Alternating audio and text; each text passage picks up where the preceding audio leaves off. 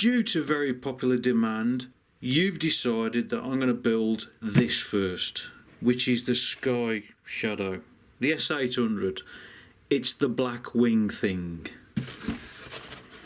So we have the fuselage, we have the instructions, which are going to go over there, don't need them, a wing,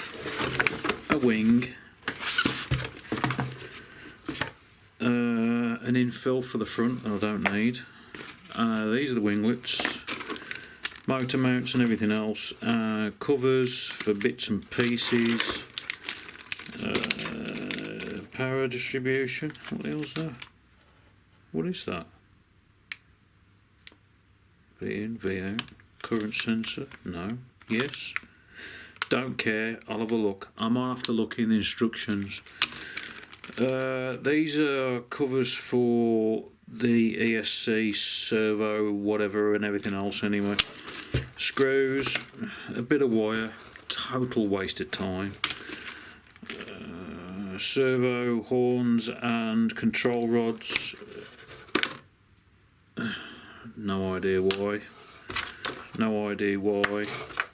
a battery strap, a battery bay thing, bit of velcro, why, and screws.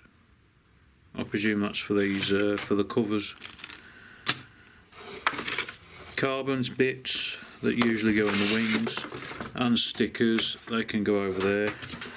That battery strap can go over there. Get the box out of the way. Right, here we go.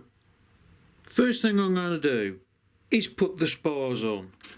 These are the spars. Every wing has spars because otherwise they'd be all floppy. Just like my... no, okay. This, I mean, you can see how much give it's got. Although these are virtually indestructible, these carbon spars make it a lot stiffer. Now in the instruction manual, probably, it'll tell you that the carbon spar, you've got one there, and you've got one there. Yeah, one there on the aileron. So, all they've got to be done is glued into there. Now, with this, when you're gluing onto polystyrene like this is, I mean it's EPP, you have to actually rough it up first. Just some sandpaper in the bit of sandpaper in the groove, and also some isopropanol or something like that, just to clean the release agent that they've actually left on here. Obviously it's got to have release agent to get it out of the mould, so it's best to clean that off first. So just rough it up with a bit of sandpaper in there, and then just get some isopropanol and just wipe it over. And I always use this foam cure. Is this the BSI one? No, I don't know. Anyway, Darbro. Oh no, that's where I got it from. It's this. I always use this on foam. It's fantastic stuff. It is flexible foam glue as well, so it does have some give in it. So what I'm going to do, I'm going to rough that up. You also got to rough the carbon tube up as well. Oh, don't use hot glue because it don't stick to carbon tube. CA glue. What's that? Medium CA. Yes, it will work, but it does. It's quite brittle. You need the glue to have some give in it, and this stuff doesn't give, it just snaps basically, so you get stress lines in it and it cracks and blah blah blah. So it's best to get some proper foam glue. What else have we got? That's good stuff as well. And I've also used that Yoo-hoo pour. I've used that in the past, which is actually really good, but it stinks. Yeah, that stinks. But then again, so does shoe goo. Does it? Jesus Christ. Oh, that stinks.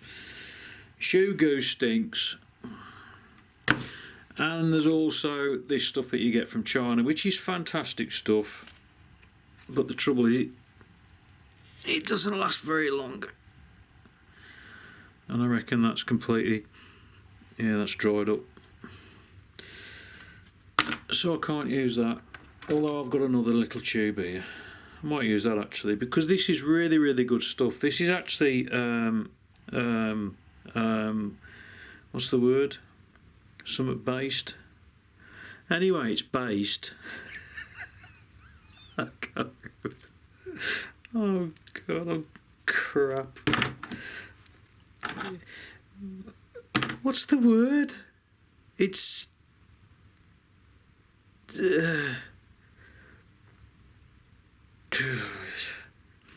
chemical. Oh, bollocks to it, I don't know, do I? I can see this being so hard to do. So hard. Oh god. Why do I bother? I don't. Does this smell? God, I can't believe I'm sniffing glue. Oh, forget it. I've glued the spars in. One thing, when you put in this glue in here, get loads of it on your fingers, because then you can sit there and you can pick the glue off when your missus is sitting there moaning about you spending all day building planes. Anyway, I've cut these pieces out, which have got to go in there. And I had to read the instruction manual. I'm sorry, I know it's a sign of weakness, but they said to glue that in first before you put the spar in, but I don't know why. Yeah, that makes sense. So I've got to ram that in there because it's bloody tight. That's what she said. That's got to go in there. I'm going to glue it in after I've roughed it up, obviously. And that one goes in there. So all I'm going to do is glue the sides, the top and the bottom bit, and the top and the bottom of that one, and then put it into place so as the carbon spar will go in properly. Actually, is that sided? Yeah, that is sided, so you have to be careful with that. That's that one. You can see there's a bit of a, like that. There's a bit of a like that. You know what I mean? That goes in there. Yeah, that's right.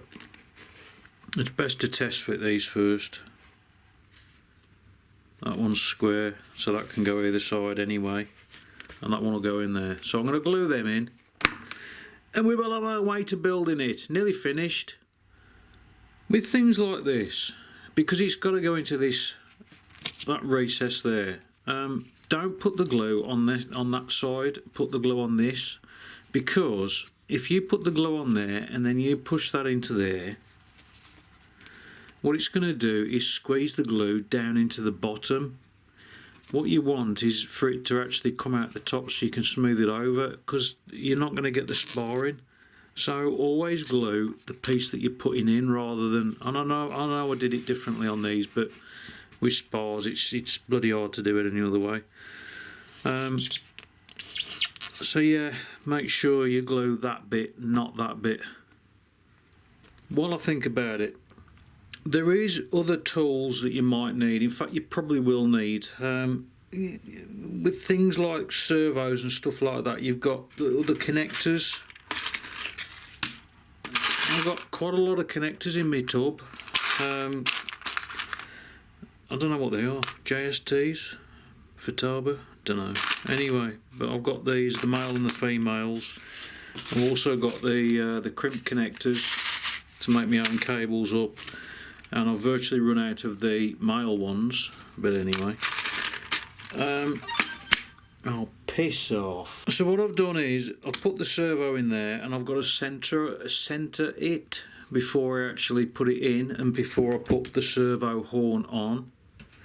Now to do that, I've got my battery, which goes into a 5-volt regulator, and then it goes into a servo tester. There's many different types of servo tester. Even this is a servo tester, which also tests the battery voltage. Yeah, that's it. And this one, it also tests the servo. So I want to put it into neutral, which I have done. And then I'm going to put the horn on so as it's facing directly upwards. And then I'm going to glue that in place. And then that's done. And then I can do the other one. And it's nearly finished.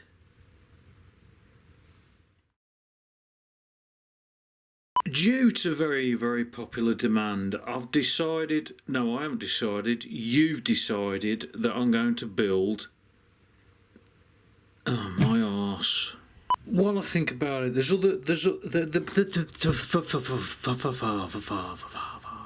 bollocks.